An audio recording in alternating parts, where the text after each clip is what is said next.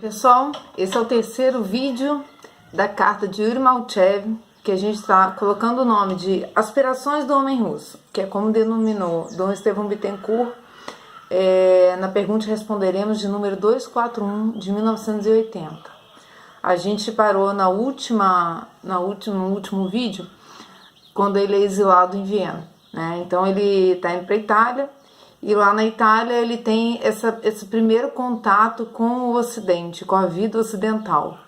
Então ele sai de um regime opressor, né, que censura, que tortura, o regime comunista, e vai para o regime democrático. Então agora é importante a gente ver que essa reflexão que ele faz, inclusive uma crítica aos próprios cristãos.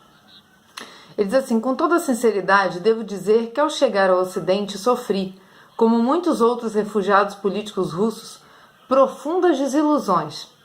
Ao mesmo tempo, devo agradecer a todos os amigos, as pessoas, aos pequenos grupos que me escutaram com fraternidade e generosidade autênticas e que permitiram que eu sobrevivesse até conseguir estabelecer-me. E aqui cabe dizer que ele foi sem diploma, ele foi sem nada, tudo ficou preso lá na Rússia, né, na União Soviética, no regime comunista. Devo, porém, acrescentar que nenhum organismo oficial, cadê a ONU, cultural, político ou sindical me prestou boa acolhida. Reparem, compreendo, nós, refugiados da União Soviética, somos pessoas comprometedoras. As conversas que temos, o testemunho que damos a ninguém agradam. Existe notório conformismo, para o qual falar mal da pátria do socialismo não é lícito nem mesmo a quem profere a verdade. E aí, mais uma vez, eu ressalto, a gente está no contexto da Guerra Fria ainda, nessa carta, tá? Então não é atual, mas a gente está pegando a impressão com relação aos organismos internacionais daquela época. Em Moscou eu tinha amigos correspondentes de grandes diários italianos, aos quais eu dava notícias e documentação. Uma vez fui chamado de direção da KGB para responder a respeito do fato de que me reunira com periodistas italianos. Quando mais tarde fui à Itália, visitei-os. Mostraram-se muito gentis, mas logo me disseram que se eu quisesse escrever o que pensava a respeito da União Soviética, não encontraria nenhum diário disposto a publicar os meus artigos ou a conceder-me uma entrevista. E a gente para e pensa, né? Quanto tempo levou para o Olavo de Carvalho chegar aqui no Brasil, com a força que está hoje, modificando completamente o combate à esquerda no Brasil. Que o que modificou exatamente foram os ensinamentos de Olavo de Carvalho. E aqui sempre dá para a gente fazer um paralelo, né? Parece que a história vai se repetindo, ao mesmo tempo a gente vai tendo os reflexos mais tardios do que estava querendo se instalar no Brasil e os militares não deixaram. Somente um dos meus artigos poderia ser publicado nos diários de extrema direita. Isso faria com que me qualificassem de fascista. Fascista, chamaram ele de fascista.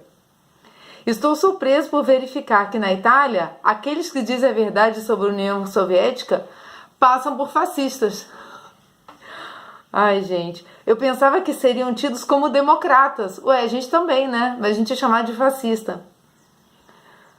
Todavia, aqui há mais do que uma questão de vocabulário. O fato é que nós, refugiados políticos da União Soviética, ao entrarmos nos países democráticos, desejamos ser úteis ao nosso povo, aos nossos amigos que estão nos campos de concentração, nos cárceres e nos hospitais psiquiátricos do Estado. Ou seja, ele tinha ideia patriótica com relação ao lugar de onde ele veio. Ele não estava ali só para liberar a vida dele. Ele estava ali, mas com o pensamento voltado para aquelas pessoas que estavam sofrendo.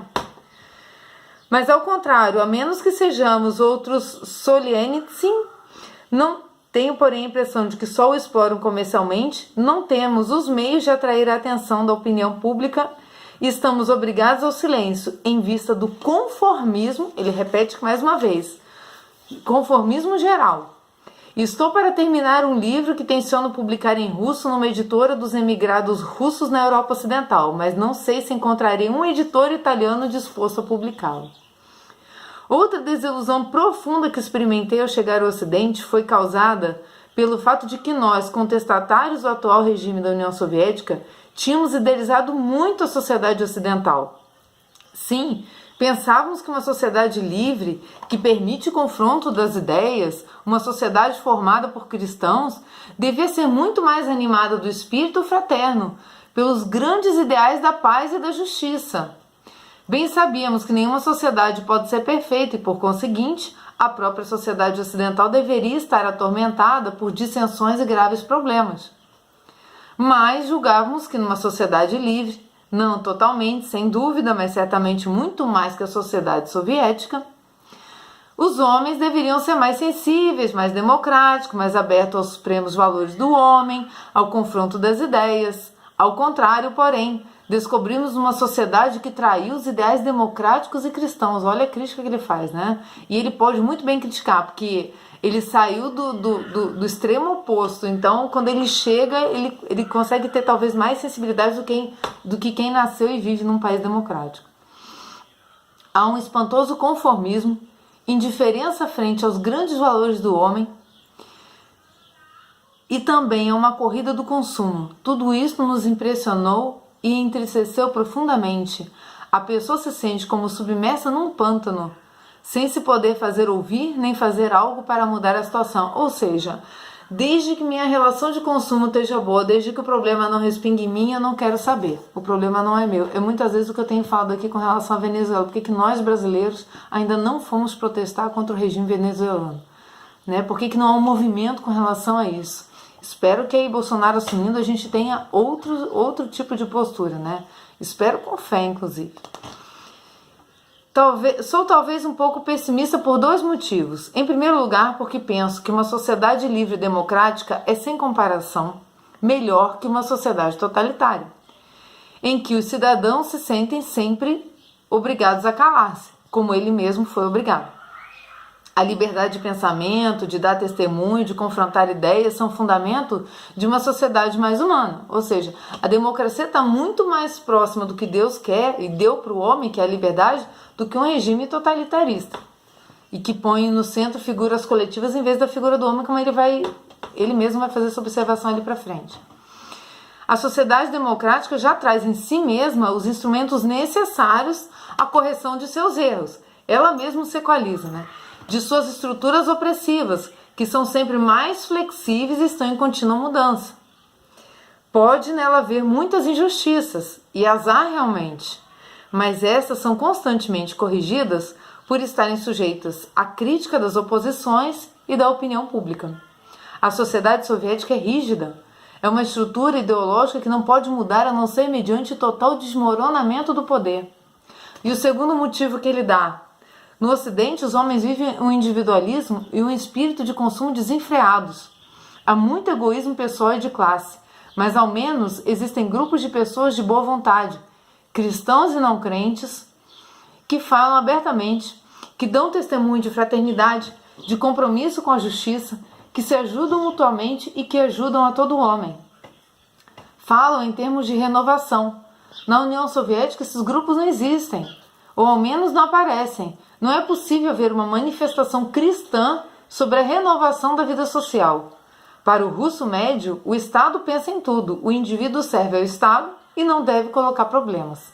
Todavia, é certo que a sociedade ocidental ela também, segundo o que pude ver e compreender, deve mudar radicalmente caso se queira tornar uma sociedade digna do homem.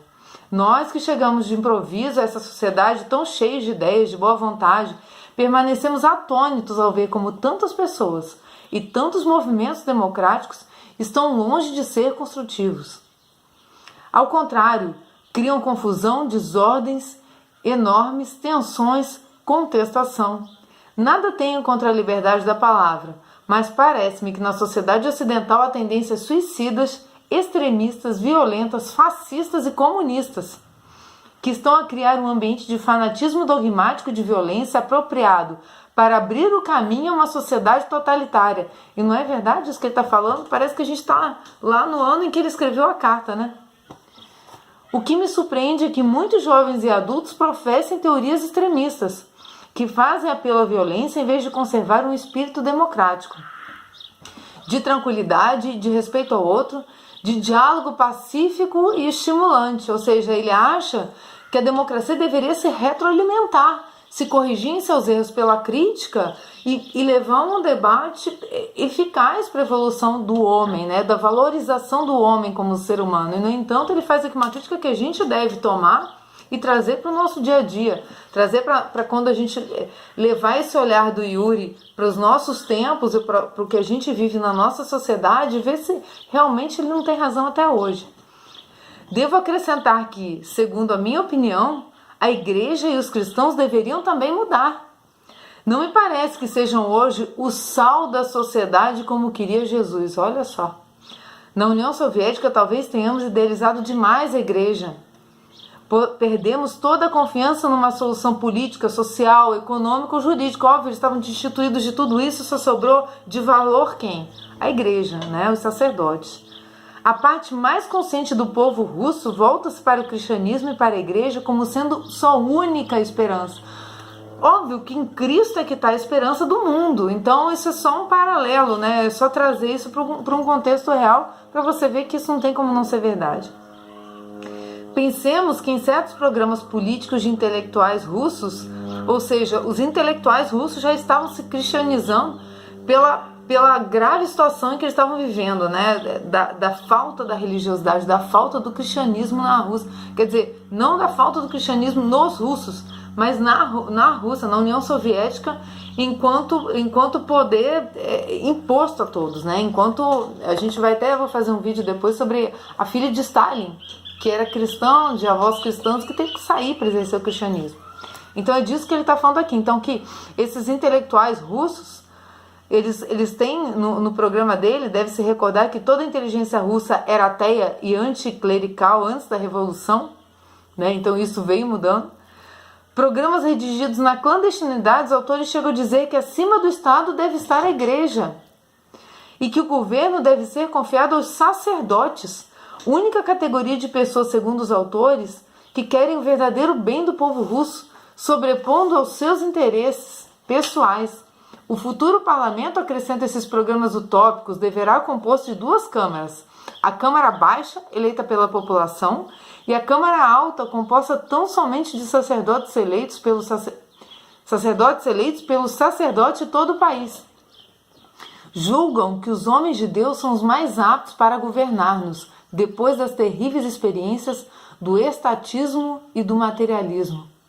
Como se compreende, isso tudo são utopias e exageros, concordo. Mostra, porém, até que ponto nós idealizamos a igreja enquanto força de salvação e de justiça. Todavia, independente desses exageros, creio que a igreja muito deve mudar no Ocidente e que os sacerdotes e os cristãos devem dar um testemunho muito mais concreto de sua fidelidade a Cristo. Dá vontade até de ficar em silêncio para a gente pensar que Yuri, que veio de um regime que expurgava o cristianismo e a prática cristã do meio, que Yuri, quando veio para o Ocidente, por que ele está dizendo isso, né? Que ele esperava muito mais do cristão e do cristianismo.